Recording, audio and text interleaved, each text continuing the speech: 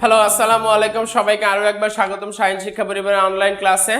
প্রিয় শিক্ষার্থীরা, আমাদের আজকে আমরা হাজির হয়েছি খুবই গুরুত্বপূর্ণ একটা টপিক, দ্যাট ইজ প্রেপোজিশন। আমরা জানি ইংরেজিতে পার্টস অফ স্পিচ হচ্ছে মোট হচ্ছে 8টা। এই 8টা পার্টস অফ স্পিচের ভিতরে অত্যন্ত গুরুত্বপূর্ণ একটি পার্টস অফ স্পিচ হচ্ছে প্রেপোজিশন। প্রেপোজিশনকে বাংলায় পদান্বয়ী অব্যয় বলা হয়। পদান্বয়ী শব্দটা আসছে দুটি শব্দ থেকে, একটা হচ্ছে পদ আর একটা হচ্ছে অনয়। অনয় শব্দ অর্থ হচ্ছে সম্পর্ক স্থাপন করা, আর পদকে ইংরেজিতে কি বলা হয়? Parts of speech. তাহলে পার্টস অফ স্পিচের ভিতরে সম্পর্ক স্থাপন করে যে সমস্ত অব্যয়, কোথায় এরা অবস্থান গ্রহণ করে এবং কার পূর্বে অবস্থান গ্রহণ করে সেটা জানার জন্য আমরা একটু লক্ষ্য করি। প্রিপোজিশন শব্দটা যদি আমরা একটু অর্থ বিশ্লেষণ করি তাহলে কি দাঁড়ায়? প্রি শব্দের অর্থ হচ্ছে পূর্বে, আর পজিশন শব্দের অর্থ হচ্ছে অবস্থান। তাহলে প্রিপোজিশন শব্দের অর্থ কি আসছে? পূর্বে অবস্থান। কার পূর্বে অবস্থান গ্রহণ করে? প্রিপোজিশন সর্বদাই নাউন অথবা প্রোনাউন অথবা নাউন ইকুইভ্যালেন্ট, নাউনের সমমানের যে সমস্ত শব্দ বা শব্দগুচ্ছ তাদের পূর্বে অবস্থান গ্রহণ করে, যারা উক্ত সেন্টেন্সের অন্য শব্দের সাথে অনয় স্থাপন করে, সম্পর্ক স্থাপন করে, তারাই হচ্ছে প্রেপোজিশন। আমি যদি ইংরেজিতে বলি, please take a look on the board. A preposition is a word placed before a noun or pronoun or noun equivalent to show its relationship with some other words in the sentence. যেই কথাগুলো বলছিলাম যে noun প্রোনাউনের পূর্বে অবস্থান গ্রহণ করে যারা উক্ত সেন্টেন্সের অন্য ওয়ার্ডের সাথে নাউন প্রোনাউনের সম্পর্ক স্থাপন করে, তারাই হচ্ছে প্রেপোজিশন। প্রিয় শিক্ষার্থী, আমরা এখন যেই কথাটা দেখতে পাচ্ছি সেই কথাটা আমরা এতক্ষণ বলতেছিলাম যে যেই সমস্ত ওয়ার্ড নাউন প্রোনাউনের পূর্বে অবস্থান গ্রহণ করে অন্য ওয়ার্ডের সাথে উক্ত নাউন প্রোনাউনের সম্পর্ক স্থাপন করে, তারাই হচ্ছে প্রেপোজিশন। আমরা যদি এবার একটা উদাহরণ লক্ষ্য করি, যেমন there is a cow in the field। এই সেন্টেন্সটায় ফিল্ডের সাথে দ্য ফিল্ড এই নাউনটার সাথে কাউয়ের সম্পর্ক স্থাপন করার জন্য মাঝখানে একটি শব্দ বসেছে ইন, নাউনের পূর্বে অবস্থান করেছে, সেই জন্য এর নাম প্রেপোজিশন। এভাবে বলতে পারি। আবার কাউটা কোথায় অবস্থান করছে? মাঠে। এই ফিল্ডের সাথে কাউয়ের সম্পর্ক স্থাপন করার জন্য এই যে শব্দটা মাঝখানে বসেছে, সেই জন্য এর নাম পদান্বয়ী অব্যয় বা প্রেপোজিশন। একইভাবে ফন্টের সাথে টি এর সম্পর্ক স্থাপন করার জন্য মাঝখানে কি বসেছে? অব, এই জন্য এরা হচ্ছে প্রেপোজিশন। তাহলে প্রেপোজিশনের একটি গুরুত্বপূর্ণ বৈশিষ্ট্য এবারে লক্ষ্য করা যাক। প্রেপোজিশনের গুরুত্বপূর্ণ বৈশিষ্ট্য হচ্ছে প্রেপোজিশনের পরে সর্বদাই কি বসবে? একটা অবজেক্টিভ ফর্ম বসবে। প্রেপোজিশনের পরে গুরুত্বপূর্ণ বৈশিষ্ট্য কি বললাম? প্রেপোজিশনের পরে সর্বদা একটা অবজেক্ট বসবে। তবে যদি কোনো বাক্যে প্রেপোজিশনের পরে কোনো অবজেক্ট না বসে, মানে নাউন অথবা প্রোনাউন না বসে, তাহলে কি হয়? উক্ত প্রেপোজিশনটা অ্যাডভার্ব হয়ে যাবে, যাকে আমরা কি বলি? অ্যাডভার্বাল পার্টিকেলস নামে চিনি। প্রেপোজিশনের পরে অবজেক্ট বসে, যদি প্রেপোজিশনের পর অবজেক্ট না থাকে তাহলে এর অ্যাডভার্ব হয়, আর এর উপর ব্যবহৃত প্রেপোজিশনকে অ্যাডভার্বাল পার্টিকেলস বলে। এতক্ষণ যে আলোচনাটা করছিলাম সেই কথাটা কিন্তু আমরা স্ক্রিনে দেখতে পাচ্ছি। একটা উদাহরণ লক্ষ্য করি, কাম ইন। এখানে ইন যে একটা প্রেপোজিশন, এই ইনের পরে কি আমাদের কোনো এখানে কোনো অবজেক্ট আছে? নাই। না থাকার কারণে পরীক্ষায় যদি এখন আমাদের আসে the underline word is dash parts of space, এখানে আন্ডারলাইন শব্দটা কোন পার্টস অফ স্পেস, তাহলে উত্তর আমাকে প্রেপোজিশন না দিয়ে কি লিখতে হবে? এটা অ্যাডভার্ব। কোন ধরনের অ্যাডভার্ব? এই ধরনের অ্যাডভার্বকে বলা হয় অ্যাডভার্বিয়াল পার্টিকেল। ওকে, আমরা চলে যাব এবারে আরো একটি গুরুত্বপূর্ণ তথ্য প্রেপোজিশন সম্পর্কে জেনে রাখা দরকার। প্রেপোজিশনের পরে যদি কোনো ভার্ব বসে, উক্ত ভার্ব সবসময় আইএনজি ফর্মে হবে। আমরা রাইট ফর্ম ভার্বে গিয়ে শিখব ভার্বের সঠিক ব্যবহারে, অর্থাৎ of, in, to, for, by. আমরা যে প্রেপোজিশন সামনে আলোচনায় আসবে এরা হচ্ছে প্রেপোজিশন। এই প্রেপোজিশন গুলোর পরে যদি কোনো ভার্ব বসে, সেই ভার্বের সর্বদাই কি হয়? আইএনজি ফর্ম হয়। উদাহরণ লক্ষ্য করি, we played instead of dash working। লক্ষ্য করি এখানে অফ হচ্ছে একটা প্রেপোজিশন, এই প্রেপোজিশনের পরে ওয়ার্ক ভার্ব থাকার কারণে ওয়ার্কের সাথে কি যুক্ত হয়েছে, আইএনজি। এখানে যদি আমি শুধু ওয়ার্ক লিখতাম তাহলে কিন্তু এই বাক্যটা কারেক্ট হতো না, সেটা ইনকারেক্ট হয়ে যেত। আরো একটা অত্যন্ত গুরুত্বপূর্ণ তথ্য এখানে আমরা লক্ষ্য করছি, read, resemble, discuss, resign, sign, investigate, recommend, order, command, tell, এই যে ভার্বগুলো আমরা বললাম, এই ভার্বগুলো সর্বদাই ট্রানজিটিভ ভার্ব, সর্বদাই ট্রানজিটিভ ভার্ব। ভার্ব সেকশনে আমরা পড়ে আসছি ট্রানজিটিভ ভার্ব কাকে বলে, যে ভার্বের অবজেক্ট থাকে তাকে ট্রানজিটিভ ভার্ব বলে, আর যে ভার্বের অবজেক্ট নাই তাকে বলা হয় ইন্ট্রানজিটিভ ভার্ব। ট্রানজিটিভ ভার্বের পরে যেহেতু সরাসরি অবজেক্ট বসে, সেই জন্য এই ভার্বগুলোর পরে কখনোই প্রেপোজিশন বসে না। আমরা অনেক সময় কথা বলি অথবা লিখতে গিয়ে প্রায় বলে থাকি we discuss about, we discuss about. ডিসকাসের পরে কিন্তু কোথাও কখনোই কি বসবে না, প্রেপোজিশন বসবে না। সেজন্য সরাসরি we discuss the matter, we discuss about the matter incorrect একটা সেন্টেন্স, আমরা কখনোই এভাবে যেন না বলি অথবা না লিখি। যেমন লক্ষ্য করি উই রিচড দ্য স্টেশন, কখনোই হবে না we reached at the station. কেন হবে না? কারণ রিচ সর্বদাই কি verb, transitive verb. Transitive verb হওয়ার কারণে এরপরে সরাসরি নাউন বসছে। কিন্তু রিচের পরিবর্তে যদি বলতাম অ্যারাইভ, উই অ্যারাইভড, তখন অ্যাড বসতো, we arrived at the station. কেন? কারণ অ্যারাইভ হচ্ছে ইন্ট্রানজিটিভ ভার্ব, আর ইন্ট্রানজিটিভ ভার্বে একটা গুরুত্বপূর্ণ বৈশিষ্ট্য হচ্ছে ইন্ট্রানজিটিভ ভার্বের পরে যদি কখনোই নাউন প্রোনাউন বসে, উক্ত নাউন প্রোনাউনের পূর্বে একটা প্রেপোজিশন বসবেই। সেই জন্য হি গোজ স্কুল হয় না কখনোই। কেন হয় না? কারণ গো হচ্ছে একটা ইন্ট্রানজিটিভ ভার্ব, আর এই ইন্ট্রানজিটিভ ভার্বের পরে স্কুল থাকার কারণে, নাউন থাকার কারণে তার পূর্বে একটা প্রেপোজিশন যুক্ত করতে হয়। সেজন্য হি গোজ স্কুল হয় না কখনোই। কি বলতে হয়? হি গোজ টু স্কুল হয়। আশা করি সবাই বুঝতে পেরেছে অংশটুকু। আমরা চলে যাব এবারে প্রেপোজিশনের প্রকার ভেদে। প্রেপোজিশন কত প্রকার, আমরা সেই বিষয়টা নিয়ে আমরা এখন একটু আলোচনা করব। আমরা স্ক্রিনে দেখতে পাচ্ছি গঠন এবং কাজের ভিন্নতা অনুসারে, গঠন এবং কাজের ভিন্নতা অনুসারে প্রেপোজিশন প্রধানত 6 ভাগে বিভক্ত। যার প্রথমটা হচ্ছে সিম্পল প্রেপোজিশন, আরেকটা হচ্ছে ডাবল প্রেপোজিশন, তারপরে হচ্ছে কম্পাউন্ড প্রেপোজিশন, এরপরে ফ্রেজ প্রেপোজিশন, তারপর পার্টিসিপল প্রেপোজিশন এবং সবার শেষে হচ্ছে ডিসগাইজ প্রেপোজিশন। এবারে আমরা এই 6টা প্রেপোজিশন সম্পর্কে কিছুটা প্রাথমিক ধারণা নেওয়ার চেষ্টা করব। আমরা প্রথমে স্ক্রিনে দেখতে পাচ্ছি সিম্পল প্রেপোজিশন। সিম্পল প্রেপোজিশন কারা? সাধারণত একটা ওয়ার্ড দ্বারা যে সমস্ত প্রেপোজিশন গঠিত হয় তারাই হচ্ছে সিম্পল প্রেপোজিশন। প্রিয় শিক্ষার্থী, এই সিম্পল প্রেপোজিশন কারা? এই প্রেপোজিশন গুলো কিন্তু আমাদের মুখস্থ রাখতে হবে, মনে রাখতে হবে কারা সাধারণত প্রেপোজিশন। এছাড়া এগুলো চেনার সাধারণত উপায় নাই। যেমন আমরা নাউন চেনার কিছু উপায় থাকে, যে সমস্ত শব্দের শেষে সাধারণত শান, শান, ডম, নেস, হুড ইত্যাদি সাফিক্স যুক্ত থাকে তারা সাধারণত নাউন হয়। এই জাতীয় অনেক পার্টস অফ স্পিচ চেনার বিভিন্ন উপায় আছে, কিন্তু প্রেপোজিশন কিন্তু এইভাবে চেনার কোনো উপায় সাধারণত নাই। সেজন্য আমাদের এটা কিন্তু মুখস্থ রাখতে হবে। তাহলে সিম্পল প্রিপোজিশন কারা? at, on, by, for, from, with, after, of। এই যে প্রিপোজিশন গুলো আমরা বললাম প্রত্যেকটাই একটা মাত্র ওয়ার্ড। এই একটা মাত্র ওয়ার্ড হওয়ার কারণে এরা কি প্রিপোজিশন? এরা হচ্ছে সিম্পল প্রিপোজিশন। এরপরে আমরা পরবর্তী প্রিপোজিশনটার নাম আমরা দেখতে পাচ্ছি স্ক্রিনে। পরবর্তী অংশটা হচ্ছে কি ডাবল প্রিপোজিশন।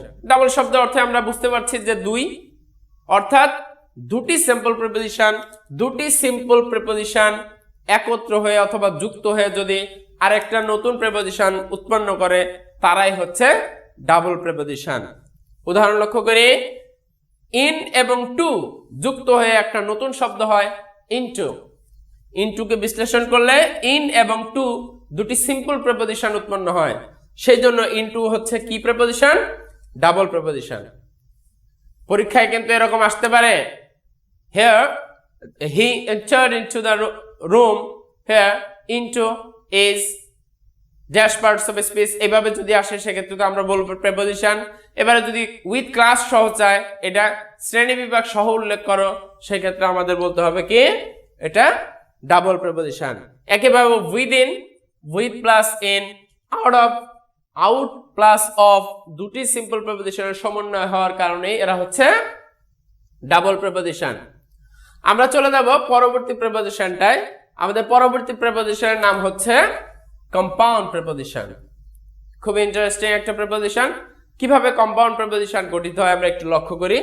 প্রথমে আমরা একটু উদাহরণ লক্ষ্য করি, তারপরে হচ্ছে আমরা একটু সংজ্ঞায় আসি। একটু লক্ষ্য করি এখানে অ্যাক্রস, এটা হচ্ছে একটা প্রেপোজিশন। কিভাবে উৎপন্ন হয়েছে? অ্যাক্রসটাকে যদি আমরা বিশ্লেষণ করি তাহলে মূলত হয় অন যোগ ক্রস। নাউন ক্রস এর পূর্বে কি বসেছে? অন। অনেক সময় নাউনের পূর্বে এরকম অন। আবার অ্যাবাউট, অ্যাবাউটকে যদি আমরা বিশ্লেষণ করি অন যোগ বাই যোগ আউট। একটু লক্ষ্য করি এখানে এ এই শব্দটায় রূপান্তরিত হয়ে কি হয়েছে? অন। একইভাবে এ এর পরিবর্তে অন, বি এর পরিবর্তে বাই। আবার এখানে একটু লক্ষ্য করি বিহাইন্ড, এটাকে বিশ্লেষণ করলে আসে বাই যোগ হাইন্ড, তাহলে এখানে বিই এর পরিবর্তে কি আসছে? বাই। একইভাবে বিফোর, অ্যাবভ, বিলো, অ্যালং, অনযোগ লং, অ্যাবভ, অনযোগ বাই যোগ আপ, এইভাবে যুক্ত হয়ে যে প্রেপোজিশনগুলো উৎপন্ন হয়। কিভাবে উৎপন্ন হয় এখানে একটু নোট লক্ষ্য করি। কম্পাউন্ড প্রেপোজিশন গঠন করতে সাধারণত অনের স্থলে এ এবং বাইয়ের স্থলে বি অথবা বিই হয়, যেমনটা আমি একটু আগে বিশ্লেষণ করে বোঝালাম। তো এইভাবে উৎপন্ন হয়ে যে প্রেপোজিশনগুলো উৎপন্ন হয় সেই প্রেপোজিশনগুলো কম্পাউন্ড প্রেপোজিশন। এবার আমরা একটু সংজ্ঞায় যাই। নাউন বা অ্যাডজেক্টিভ বা অ্যাডভার্বের পূর্বে সিম্পল প্রেপোজিশন যুক্ত হয়ে যে প্রেপোজিশন গঠিত হয়, যেমন ক্রস, নাউনের পূর্বে কি যুক্ত হয়েছে? একটা সিম্পল প্রেপোজিশন অন। অন যোগ বাই যোগ আউট, অ্যাডভার্বের পূর্বে বা অ্যাডজেক্টিভের পূর্বে যখন এই যে সিম্পল প্রেপোজিশন যুক্ত হয়ে একটা প্রেপোজিশন উৎপন্ন হলে অ্যাবাউট। এখন যদি পরীক্ষা হয়, পরীক্ষা আসে যে অ্যাবাউট কোন ধরনের প্রেপোজিশন, আমাকে কিন্তু লিখতে হবে এটা কম্পাউন্ড প্রেপোজিশন। আশা করি এই অংশটুকু তোমরা বুঝতে পেরেছ। চলে যাব পরবর্তী প্রেপোজিশনে। আমাদের পরবর্তী প্রেপোজিশনের নাম হচ্ছে কি ফ্রেজ প্রেপোজিশন। ফ্রেজ শব্দের অর্থ হচ্ছে অনেকগুলো শব্দের সমষ্টি। ফ্রেজের বৈশিষ্ট্য হচ্ছে একাধিক শব্দ পাশাপাশি, এক বা একাধিক শব্দ পাশাপাশি বসে যদি একটা পার্টস অফ স্পিচের কাজ করে তারাই হচ্ছে ফ্রেজ। ফ্রেজ প্রেপোজিশন মানেই বোঝা যাচ্ছে একাধিক প্রেপোজিশন একত্রে যুক্ত হয়ে যখন একটা প্রেপোজিশনের কাজ করবে তারাই হচ্ছে ফ্রেজ প্রেপোজিশন। দুই বা ততোধিক প্রেপোজিশন একত্র হয়ে একটি একক প্রেপোজিশন হিসেবে ব্যবহৃত হলে তারাই হচ্ছে ফ্রেজ প্রেপোজিশন। যেমন অন অ্যাকাউন্ট অফ, এই যে তিনটা শব্দ মিলে একটা শব্দ হয়েছে সেটা হচ্ছে ফ্রেজ। আর এখানে অন এবং অফ দুইটা প্রেপোজিশন একত্রে যুক্ত আছে, তাহলে আমাদের সংজ্ঞায় মিলে গেল। সংজ্ঞায় লেখা আছে দুই বা ততোধিক প্রেপোজিশন পাশাপাশি একত্রে বসে যদি একটা প্রেপোজিশনে কাজ করে তারাই হচ্ছে ফ্রেজ প্রেপোজিশন। এরকম ফ্রেজ প্রেপোজিশন কি কি আছে? On account of, by dint of, by means of, in front of, instead of, look for ইত্যাদি। এরা হচ্ছে ফ্রেজ প্রেপোজিশন। আমরা অ্যাপ্রোপ্রিয়েট প্রেপোজিশন সেকশনে এই ফ্রেজ প্রেপোজিশন গুলো যত বেশি পারি তত বেশি মুখস্থ করার চেষ্টা করব ইনশাআল্লাহ। পরবর্তী প্রেপোজিশনে আমরা দেখতে পাচ্ছি স্ক্রিনে পার্টিসিপল প্রেপোজিশন। শিক্ষার্থীরা ভার্ব সেকশনে আমরা দেখেছি পার্টিসিপল কি বা কারা। পার্টিসিপল তিন প্রকার ছিল প্রধানত, প্রেজেন্ট পার্টিসিপল, পাস্ট পার্টিসিপল এবং পারফেক্ট পার্টিসিপল। এর ভিতরে প্রেজেন্ট পার্টিসিপল এবং পাস্ট পার্টিসিপলের মধ্যে থেকে কিছু কিছু প্রেজেন্ট পার্টিসিপল এবং পাস্ট পার্টিসিপল প্রেপোজিশন হিসেবে বসে। এই যে পার্টিসিপল থেকে কিছু প্রেপোজিশন শব্দ প্রেপোজিশন হিসেবে ব্যবহৃত হয় তারাই হচ্ছে মূলত পার্টিসিপল প্রেপোজিশন। আমরা প্রেজেন্ট পার্টিসিপলের বৈশিষ্ট্য কি জানি? ভার্বের বেস ফর্মের শেষে সাধারণত আইএনজি যুক্ত হয়। আর পাস্ট পার্টিসিপল কারা? V3 ফর্ম, যেটা গো, ওয়েন্ট, গন, ইট, এট, ইটেন ইত্যাদি, 3 নম্বর ফর্ম। এই যে প্রেজেন্ট পার্টিসিপল এবং পাস্ট পার্টিসিপলের মধ্যে থেকে কিছু শব্দ নাউনের পূর্বে বসে অন্য শব্দের সাথে সম্পর্ক স্থাপন করতে ব্যবহৃত হয়, সেই জন্যই তারা পার্টিসিপল প্রেপোজিশন। উদাহরণ লক্ষ্য করে, he saw the people walking past him. এখানে আন্ডারলাইন শব্দ পাস্ট, পাস্ট শব্দটা হচ্ছে PASS পাস এর পাস্ট পার্টিসিপল পাস্ট। বুঝতে কার পূর্বে হিম। অবজেক্ট প্রেপোজিশনের বৈশিষ্ট্য হচ্ছে আমরা কি জানি, প্রেপোজিশনের পরে সর্বদাই অবজেক্ট বসে, যেটা ইতিপূর্বে আমরা বলেছি। অবজেক্টের পূর্বে বসে এই যে ওয়াকিং এর সাথে হিমের সম্পর্ক স্থাপন করেছে, লোকজন কার পাশ দিয়ে যাচ্ছে, পাস্ট হিম, তার পাশ দিয়ে। এই যে অবজেক্টের পূর্বে পাস্ট বসে, পাস্ট পার্টিসিপল একটা বসে এই যে সম্পর্ক স্থাপন করতে বসলো, অনয় স্থাপন করতে বসলো, সেই জন্য এরা হচ্ছে পার্টিসিপল প্রেপোজিশন। একইভাবে কনসিডারিং হিজ এজ হি ওয়াজ প্যারেন্ট, এই যে ভার্বের শেষে আইএনজি যুক্ত হয়ে অবজেক্টের পূর্বে নাউনের পূর্বে অবস্থান গ্রহণ করার কারণে তারা কিন্তু পার্টিসিপল প্রেপোজিশন। চলে যাব আমরা কাইন্ডস অফ প্রেপোজিশন। আমরা বলেছিলাম প্রধানত 6 প্রকার, তার সর্বশ্রেষ্ঠ ডিসগাইজ প্রেপোজিশনে। ডিসগাইজ শব্দ অর্থ হচ্ছে ছদ্মবেশ ধারণ করা, নিজের চেহারা পাল্টিয়ে, আসল চেহারা পাল্টিয়ে অন্য রূপ ধারণ করা। আমরা একটু লক্ষ্য করি, উদাহরণ লক্ষ্য করি। ইট ইজ 6 o'clock, এই যে ও এর পূর্বে অ্যাপোস্ট্রফি দিয়েছে, মূলত এই ও অ্যাপোস্ট্রফি কার পরিবর্তে বসেছে, of, of, O F, of এর কাজ করেছে। একইভাবে সেন্টেন্সটা ছিল মূলত হি ওয়েন্ট অন হান্টিং, কিন্তু অনের পরিবর্তে ব্যবহৃত হয়েছে কি a hunting, he went a hunting. He comes here thrice a week, সেন্টেন্সটা ছিল ইন আ উইক, কিন্তু ইনের পরিবর্তে কি বসেছে এ। এই যে ইন, অন, অফ, এরা তাদের নিজের চেহারা গোপন করে কিসে রূপান্তরিত হয়েছে, ও অ্যাপোস্ট্রফি অথবা এ। অনেক সময় অন, অ্যাট, অফ এই প্রেপোজিশন গুলো তাদের নিজের চেহারা পাল্টিয়ে এ অথবা ও হিসেবে ব্যবহৃত হয়। এই জন্য এই ও অ্যাপোস্ট্রফি এবং এ, এই দুটোকে বলা হয় ডিসগাইজ প্রেপোজিশন, ছদ্মবেশ ধারণকারী প্রেপোজিশন। আশা করি সবারই এই অংশটুকু আয়ত্তে চলে আসছে। প্রিয় শিক্ষার্থী, আরো দুটো প্রেপোজিশন, এই 6টা ক্লাসের বাইরেও আরো দুটো প্রেপোজিশন খুবই গুরুত্বপূর্ণ, এই জন্য আমাদের একটু জেনে রাখা দরকার। প্রথমটা হচ্ছে ডিটাচড প্রেপোজিশন। ডিটাচ শব্দ অর্থ হচ্ছে বিচ্ছিন্ন করা, বিচ্ছিন্ন হয়ে যাওয়া। ডিটাচড প্রেপোজিশন কাকে বলে? উদাহরণ লক্ষ্য করি, where has he come from? এই সেন্টেন্সটা ফ্রমটা মূলত where এর পূর্বে ছিল।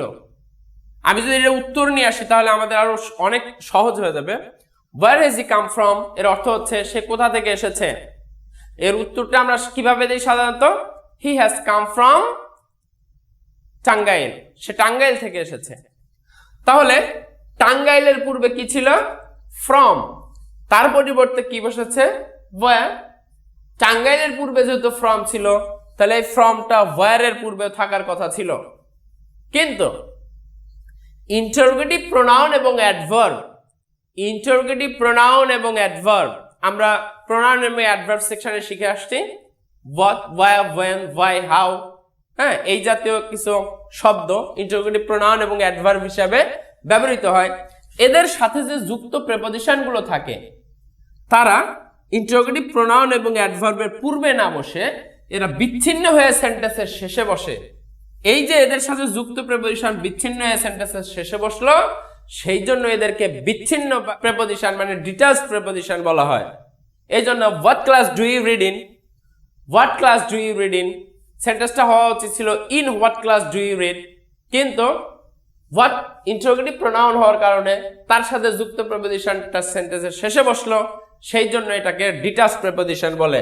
এই জন্য what is Joshua famous for, ফরটা ছিল মূলত এখানে for what is Joshua famous, কিন্তু যুক্ত প্রেপোজিশনটা বিচ্ছিন্ন হয়ে শেষে বসছে, সেজন্য এটা ডিটাচড প্রেপোজিশন। এবং সর্বশেষ প্রেপোজিশনটার নামই হচ্ছে স্পেশাল প্রেপোজিশন। স্পেশাল প্রেপোজিশনটা খুবই এটা মুখস্থ রাখতে হবে। দেন এবং বাট এই দুটো শব্দ সাধারণত কনজাংশন হিসেবে ব্যবহৃত হয়, কিন্তু দেন এবং বাট এই শব্দটা যখন প্রেপোজিশন হিসেবে যুক্ত হয়, মাঝে মাঝে প্রেপোজিশন হিসেবে ব্যবহৃত হয়, সেই জন্য এদেরকে স্পেশাল প্রেপোজিশন বলে। যেমন আই এম ওল্ডার দ্যান হার, যদি সেন্টেন্সটা হতো I am older than he is বা শি ইজ, যদি পরবর্তীতে আরো একটা সাবজেক্ট প্লাস ভার্ব থাকতো তাহলে এখানে দ্যানটা কনজাংশন হয়ে যেত। কিন্তু যেহেতু দ্যানের পরে এখানে হার অবজেক্ট বসেছে, সেই জন্য এটার কনজাংশন নাই, এটা প্রেপোজিশন হয়ে গেছে। এই জাতীয় প্রেপোজিশনকে স্পেশাল প্রেপোজিশন বলা হয়। প্রিয় শিক্ষার্থী, আজকের আলোচনা খুবই গুরুত্বপূর্ণ ছিল এবং আজকে আলোচ্য বিষয় ছিল প্রেপোজিশন কাকে বলে, উহা কত প্রকার ও কি কি। শুধু ক্লাসিফিকেশন এবং প্রেপোজিশনের বিশেষ বৈশিষ্ট্যগুলো নিয়ে আমাদের আজকের আলোচনা। পরবর্তী ক্লাসে অবশ্যই আলোচনা হবে প্রেপোজিশনগুলো কোথায় কিভাবে ব্যবহার করব। সে পর্যন্ত সবাই ভালো থাকবে, সুস্থ থাকবে। আর ভিডিওটি ভালো লেগে থাকলে কমেন্ট বক্সে কমেন্ট লিখতে ভুলবে না। আর পরবর্তী ভিডিও সহজেই পেতে চ্যানেলটি সাবস্ক্রাইব করতে ভুলবে না। সবাই ভালো থাকবে। আসসালামু আলাইকুম ওয়া রাহমাতুল্লাহি ওয়া বারাকাতুহু।